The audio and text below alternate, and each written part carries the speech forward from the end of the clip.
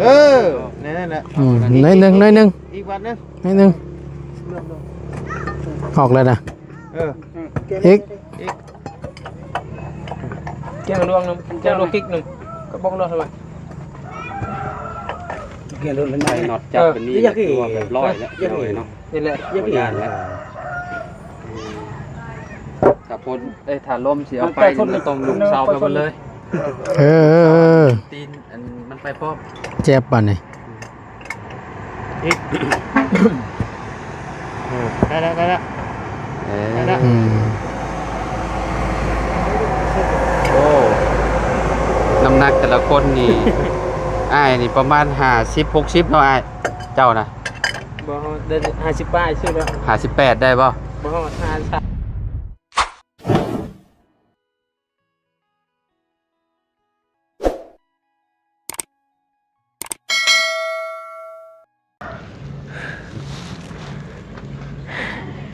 มาพี่น้องเลย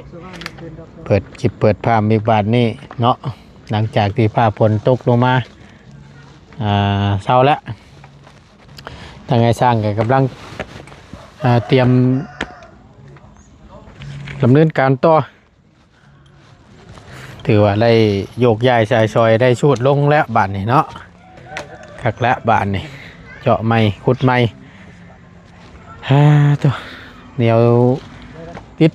เกือบตุ๋ยพี่น้องเลยแกเรียบร้อยบาทนี่เนาะไอ้เนาะเดี๋ยวจะคอยโบกไม้เนาะบ่ยากดอกขักละบาทนี่พอดีงามพี่น้องเลยแหมเด้ฝนตกไปชนอยู่ไหนฝนตกนะกระตูมมาแล้วดิเอาจอไม้อีกครั้งหนึ่งเนาะ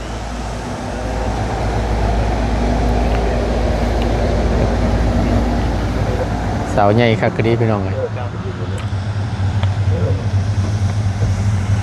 2 เมตรพอดีได้ป่ะบัดเจาะไม้เล่นเนาะมันบ่ตรงเนาะ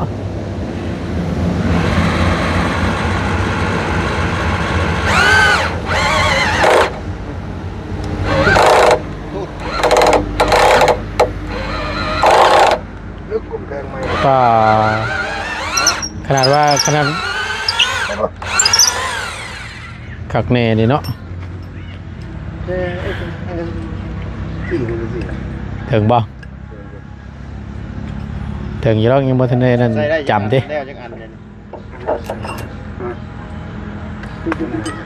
เกือบบ่ถึงเนาะ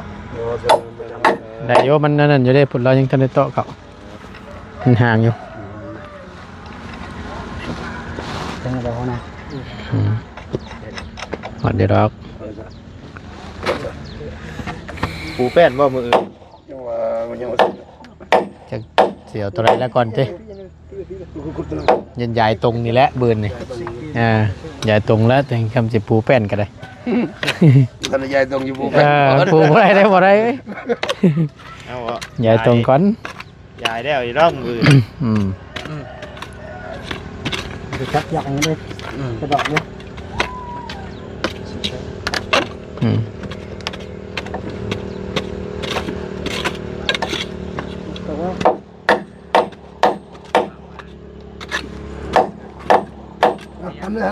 ได้ป่ะ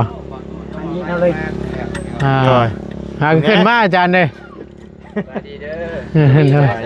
สบายดีชุดละบันนี่โอเคละมือยืดเทิงเลยแบบนี้ได้แล้วแบบนี้งามแล้วได้แล้วคือแบบนี้เนาะสั่งจันยิ้มได้เลยพอดีเนาะจากที่พ้นโต๊ะพี่น้องแห้งบ่อาจารย์นี่พี่โอ้แห้งได้ล้นเติบบ่ล้นเติบแหล่ข่าวร้ายเติบเราแหล่ข่าวร้ายเติบพี่น้องเลยพ้นโต๊ะพี่น้องเลยเนาะโอ้ยทำไมอย่างก็เรื่องเลยเรานี่ยอมรับชุดละได้เผาต้นแบบนี้เนาะตัดทิ้งอะไรตกเชื่อไปแห้งดำเนาะตกแห้งมืดเลยที่เอ็มซีเนี่ยนำมาตอกตะปูมาเข่าให้เอาน้ำมันเครื่องเก่าอ่ะสันให้มันรอลื่นป่ะแม่จุ่มกับอันตะปูน่ะจะได้ผลป่ะลองเบิ้ง เพื่อเพิ่นอาจเคยใช้ก็มี เพิ่นอาจสิเคยใช้ เพิ่นจังแนะนำมา เพิ่นแนะนำมาเด้ โดย มันไม่เพิ่นมันแก่นเด้พี่น้อยเนาะ นี่บ่จำซ้ำบัด มีแต่บัดอันนั้นเฮ็ดอีหยังแล้วเรียบร้อยพุ่นแล้วจังอันว่ากันพวกตีนเสามันนี่แหละพี่น้อยเนาะ แม่น ให้เพิ่นเฮ็ดงานแล้วเบิด ค่อยหันหัน ให้เพิ่นโยกย้ายใส่ซอยก่อน แม่น ให้มันแน่นมันหนาทับเชื้ออะไรก็จังว่ากัน ได้ส่งแล้วบริประตูเนาะ คักแล้วได้ได้ ตามคาดหมายแล้ว ได้องศามันละ ได้องศาเลย โดยคันได้พังเลยเด้แน่นหนาคักปัญญังบันแต่ละลุม จับน็อตแล้วก็ นี่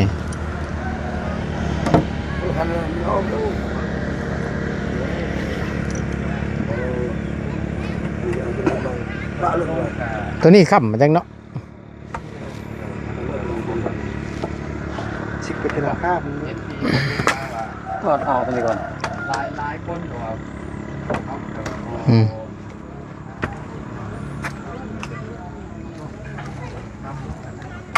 เอาใจ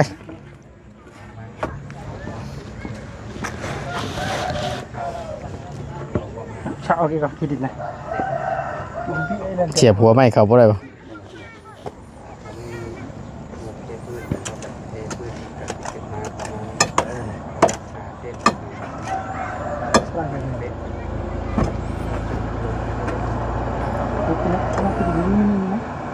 ไปแล้วน้าคิดดิไม่กูเน่า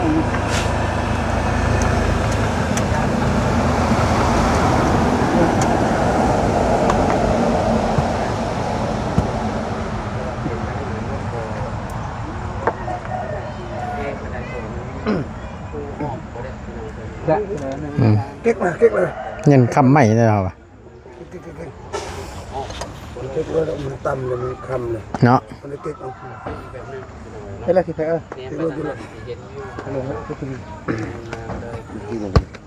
รวมที่จะเลี้ยงจะเลี้ยงได้กิ๊กก็น้อง กิ๊กแบบนี้แหละก้อนไม้ตัวนึง คือแบบสั่งกันเราได้กิ๊กก็ได้เราดูบันกิ๊กดูเรียกได้เสาเลย ดวงเท่ๆเลย เดี๋ยวว่าเอาแนวกิ๊กขึ้นโอ้ที่พวกคนเอิ้นกิ๊กบ่นี่ กิ๊กแล้วนี่ก็กิ๊กธรรมชาติ กิ๊กเงินแบบลังเดิมเด้ แต่เก่าเลย อีนี่นะโอ้ยนี่นะตึกเนาะก้อนไปยาวๆนี่นะ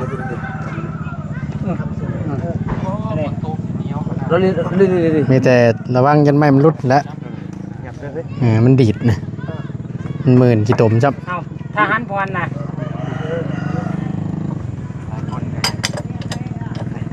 นั่งเอา โอ้ยันจะไหม้แล้วดูด มันไปอันนี้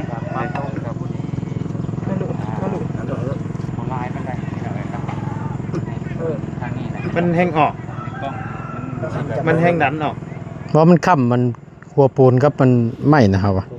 จำแล้วท่านี้ชิดติดเช่ามาเลย ชิกเสาตัวนี้ไป น่ะพี่น้องไงเดี๋ยวประตูช่วยเบิ่งนี่น่ะ ใส่กิ๊กธรรมชาติเนาะ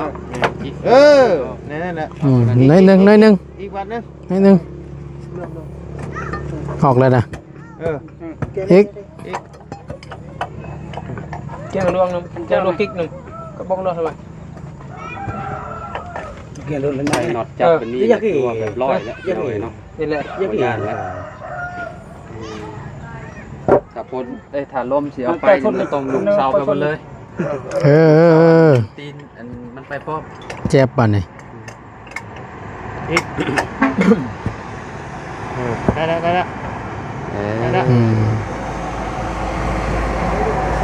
โอ้น้ำหนักแต่ละคนนี่ อ้ายนี่ประมาณ50-60เนาะอ้ายเจ้านะ บ่เดิน50ป้ายชื่อแล้ว 58ได้ป่ะ บ่53 53ทางอ้ายนี่ประมาณหลัก6 หลังมันไม่ใช่เขาแล้วหลัง6มัน ทางเจ้านี่ประมาณเท่าไหร่ คือกัน สำคัญเนาะประมาณ100ปลายเนาะกิ๊ก เนาะ ไปแล้วอึ๊บ ใช่แล้วบัด คลิกลอยไปน้ำหนักนี่คือแบบ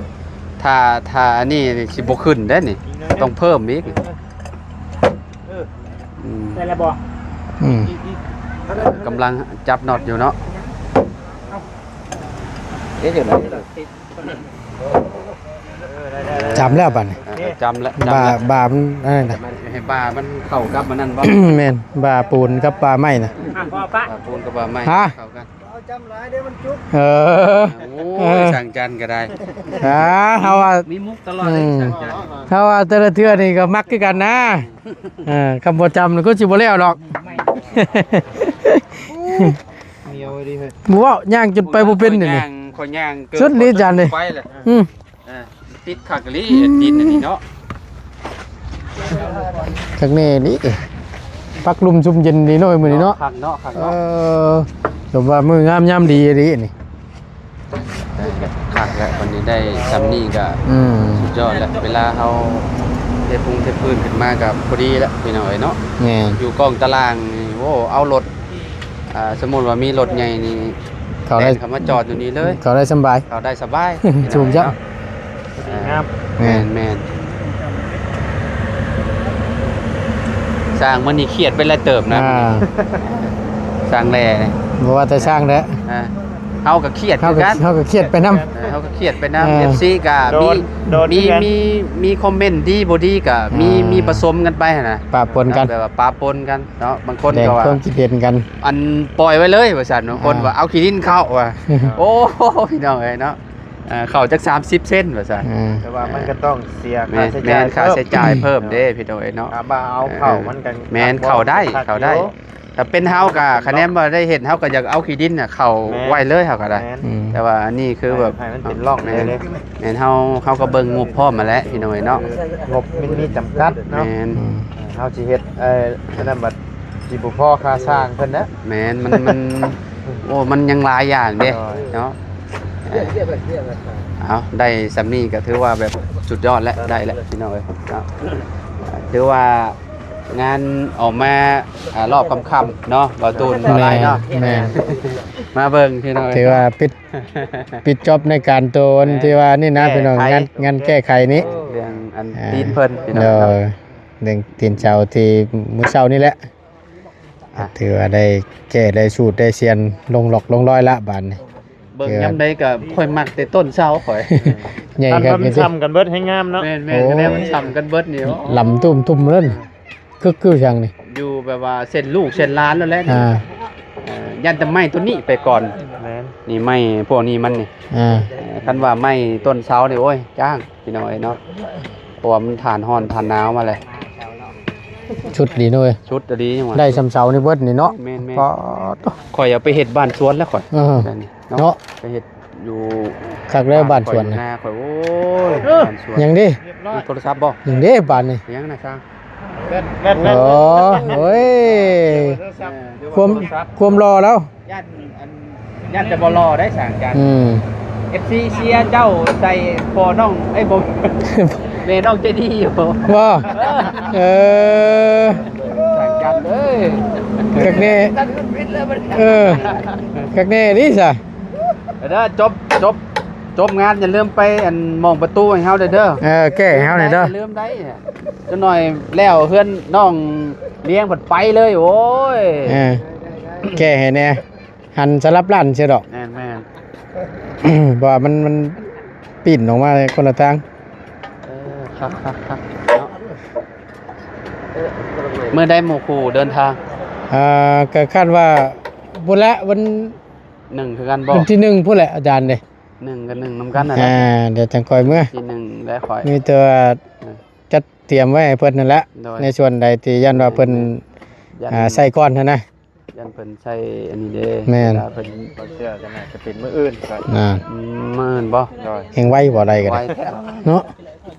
กินฮอ เพื่อ ดเนี่ยนะบ่ล่ะ เบื่น30เด้เบื่น มาโดน 30 แหละเนาะ โดย มาก่อนข่อยแล้วเนาะ แม่นมาก่อน มา มาพร้อมกันกับประตู พร้อมกันนั่นแหละ พร้อมกัน มาวันที่23ข่อยวันที่23นี่ ที่จะสอง โอ้ยเดินกันบ่กี่มื้อเอ้ย ไล่ก้นกันขึ้นมานะ คนกันคืออะไร แม่น ประกาวันอาทิตย์พอแล้วสิหวนมาอีก รอบหนึงเพราะว่างานเด็กไปหน่อยเนาะ แม่น สร้างมันได้ลงมือแล้วมันก็บ่ได้ยากแล้วบัดนี้เพิ่นแก้อิหยังแล้วเรียบร้อยแล้วเด้เนาะ บ่โดนดอก บ่โดนแล้วพี่น้องขนาดว่ามื้อนี้ค่อยคิดว่าสร้างสิบ่แล้วอันนี้นะเฮ็ดอันนี้นะ เล็กมือแล้วกันเนาะ แต่ก็ผ่านไปด้วยดีพี่น้อง โดย เพราะว่างานแก้เพิ่นก็เป็นไดฮะสวัสดี คักอยู่บ่ เพื่อนรถโอ้ยเขาบ่เห็นพี่น้อยอยู่ไสบ่ได้มาเบิ่งน้ำสร้างยังบ่ทันเนาะโอ้ เจ้าของเฮือนก็บ่เบิ่ง เอาเบิ่งเอาแล้ว ได้ ต้องเบิ่งน้ำแล้วเบาดีเอ้ยเนาะ เบิ่ง เป็น น้ำ ได้บัดนี้เพิ่นแก้ให้แหละถือว่าโอเคแล้วเนาะบัดนี้เนาะ เบิ่งน้ำเพิ่นนี่แหละ โอเคแล้วบัดนี้พี่น้อยเนาะ เพิ่นเฮ็ดอะไรก็ เวลาเพิ่นเฮ็ดบ่งามโอ้ยสร้างเอ้ยแก้ให้เฮาเด้อโอ้ยบางทีซุมเฮาบ่ได้เข้ามา อันตรงเวลาที่ว่าเพิ่นเฮ็ดเด้เนาะ แม่น เราต้อง บางเทื่อก็ชูเฮามักเจ้าบ่มักก็มีได้ ก็ดูนี่ ฮะ เอาใจนั่นแหละ ฮะ พวกน้องนี่แค่ โอ้ย ให้กันได้ย้อนทุกน้องนี่แหละเอา บ่ก็ต้องเบิ่งนํกัน เบิ่งกันแล้ว เดี๋ยวเฮาแบบเฮาสิเบิ่งหมู่ๆไปอีกเดี๋ยวจะปรับเป็นอันเ เออ พี่น้องเนี่ยเขาเข้าซอยเฮา พี่น้องมาบ่ โดย โอเคเอาซุมเฮาก็ เอาใจเขาเป็น เพิ่นมาแต่ไสน่ะ เพราะแถวนี่ก็บ้านสิพี่เพิ่น เออ เราเคยละ เพิ่นมาซอยยุกอันนี้หั่นเนาะ โดย อืม เอาใส่เขาเลยในเสื้อเขา กันนั่นแหละก็กันเบิ่งใจเพิ่นใจโตคือว่าแหละเอา แบ่งเวลามานำ แบ่งเวลามานํก็แบบเฮาก็ย่างมาเบิ่งพร้อมหั่นนะบ่ว่าบ่แม่นว่าสิเฮาสิมาอยู่เลยหั่นนะแบบมาปึ๊บมาเบิ่งสร้างเพิ่นเพิ่นเฮ็ดประมาณนี้แล้วเฮาก็ลงไป น้ำ อยู่ ใน ใกล้ๆ แล้วเนาะยันน้ำในสร้างเพิ่นเบิด เบิ่งน้ำเบิ่งในเพิ่นน้ำหาแล้วน้ำว่าน้ำกินบ่น้องเลี้ยงก็ได้ดอกน้ำในน่ะ มาอีกแล้วเฮ้ย ฮะ ผลมาอีกเลย ไม่แล้วบ่ เอ้า เพิ่นเมื่อแล้วบ่สวัสดีอัน ผลมาอีกแล้วพี่น้องเอ้ย น้ำเพิ่นได้แล้วเพิ่นแก้ไปแล้ว มันเป็นป่วยลงมาได้บัดนี่ เนาะ ลงมาอีนี่ยันคำกักอยู่เฮา ร อ่ะ อบแรกเพราะว่าคอยสิเข้ามาว่าสิขึ้นมาพี่ เลย พอดีว่าฝนตกกลางๆมาก็เลยอันแวะหาเจดีย์ก่อน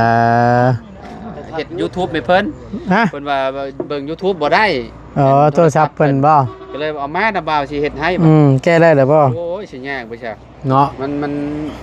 อีเมลมันเด้งออกซื่อ ยืนยันเขาไหม มีซุ่มแล้วสมิบรี ๆเนาะคักแล้วได้แล้ว ได้เนาะ อีเมลมันเร่งออก ใจเลยแหละ ถึงใจแล้วถึงได้แบบนั้นแหละการ สมิบรีมัน เวลาเจ้าอันมีเงินมีหยังเจ้าจะเฮ็ดห้องก็ได้ เวลาขายมันปีหน้า ขายมันเจ้าก็ ได้อยู่หรอก เลยห้อง2ห้อง10ล้านได้ ได้แล้วบ่ ซื้อบล็อกนี่ประมาณเบิดบ่หลายเนาะ พันก้อนโอ้ประมาณมันสิบ่เรือบ่พันก้อนบ่ตู สิก็จักห้องล่ะ เอาจัก2ห้องซะ คำก็2ห้องนี่ก็บ่ฮอดติพันก่อนบ่ฮอดหรอก พัน ประมาณ10ล้านครับ ขนาดมันบ่ได้กว้างปานใดเด้ เจ้าสิเอาระดับซำใดล่ะอัน อันบ่ฮู้แหละพี่น้องราคาต้องเบิ่งราคาก่อน มีเงินเหลือครับประคองดอกมัน ก็อ้อมเบิดนี่ยังบ่ได้ฮอดได้พัน อืม บ่ฮอดพันก่อนก็ก้อนดินบล็อกเขามันใหญ่เด้ เด้ กำดิน 2,000 ก้อนน่ะเจ้าเห็นบ่ เจ้าว่ามันน้อยบ่น่ะ เพราะว่ามันซ่อนกันซื่อๆเด้ ถ้าเอาออกมาเดี๋ยว ว้าหลายอยู่จังนี่ มันบางใช่ไหม ได้แล้วบัดนี้โอ โอ เค เคละสวยงามละบัด สว นี่ ยงามแล้วตาม คัก ท้อง คัก เรื่องแล้ว คัก FC คือสิย่องมาอยู่ดอกบัด โดย โอ้พี่น้อง ถือว่าเป็นชาวตั้งชาวตีด้วยนี่เนาะชาวนี่กับชาวนี่ได้อลังการได้คักอยู่ อลังการงานสร้างเนาะ แม่น กองตัวนี้ที่ว่าเสาใหญ่เลยเนาะ เออ เพิ่นก็เลือกถืออยู่ได้นี่เอามาให้อยู่ฝั่งนี้ ตัวโชว์เลย เอามาตัวโซเสาโซเลย เป็นเสาโชว์เลยคักละ ฮะ ต้องใส่ลูกติงนี่ นะบันไลเสียวขึ้นทางใดน่ะอ๋อนี่นะ จุ่มก็เฮือนจีดีเห็นมัน อ่า นี่แล้วก็ ฟรีแล้วนอกบ้านเรา แล้ เนาะ วก็ลูกติงปึ๊บแล้วก็มานี่ สูงกว่าเรื่องจะดีมันงามเลยนี่ แนวมันเลยเนาะมันก็ได้แบบเด้ มันก็ได้แบบมันก็งามกว่าแหละมี FC ท่านหนึ่งเพิ่นบ่ได้คอมเมนต์แหละเพิ่นทักมาทาง Facebook แหละบอกว่าเฮือนหลังนี้ให้5ดาวอ่ะเพราะว่าเรื่องจริงว่าให้5ดาวอันนี้ได้น้องเราอ่ะเราพิมพ์มาหาข่อยน่ะเราอ่ะบ่ต้องเอาลงน้องเราบอกข่อยน่ะบ่ต้องเอาลงอันต้นเสานี่เราอ่ะปาไว้แบบนั้นเรา ให้อยู่แบบคือมื้อเช้านี่ปา แล้วก็ให้เอาดินเขาแบบว่าเพราะว่าก่อนก็เลยว่ามันต้องเอาลงนี่แหละก่อนก็เลยเนาะเฮาก็ใส่ตัวนี้แล้วพังไงมันแน่นมันหนามันแน่นไอ้ซัมนี่ก็โอเคแล้วแม่น บ่ไป แล้วก็ที่ยังไว้ยึดไว้ก็แน่นน่ะเด้พอที่ว่านี่คักแหละ บางคนก็มากได้ทรงสูงน่ะเพราะว่าต้นเสามันใหญ่เด้โดยคันว่าอยู่จุดต่ำๆแบบนั้นน่ะคอยรับรองว่าคอยบ่คันว่าสูงก็สิปาไปเลยแม่นแบบเขามีน่ะแม่นว่าเพื่อนจะดีง่ายเนาะผลก็สิมาแล้วพี่น้องเนาะถือว่าอัปเดตความคืบหน้าว่าซั่นซะในงานแก้เนาะของทีมงานสร้างแหล่เพิ่นพอดีได้ขุดหลุมขุดหยังลงเนาะแล้วก็ได้ตามที่เฮาต้องการว่าซั่นซะก็ได้แก้ให้เตรียมหันน็อตหันหยังไว้ยึดไว้ให้มันแน่นมันหนาเป็นที่เรียบร้อยเนาะก็มีแต่ว่าเบิ่นน่าจะได้วางตรงเตรียมปูแป้นและตามเบิ่งเนาะเดี๋ยวเบิ่งชมน้ำกันพี่น้องว่าเป็นแบบใดในความคืบหน้าเนาะเอาสำหรับคลิปนี้ประตูลำลาแล้วอยู่ดีมีเฮงเด้อพี่น้องเด้อโชคหมานร่ำรวยเนาะพบเจอกันสบายดีเด้อพี่น้องเด้อ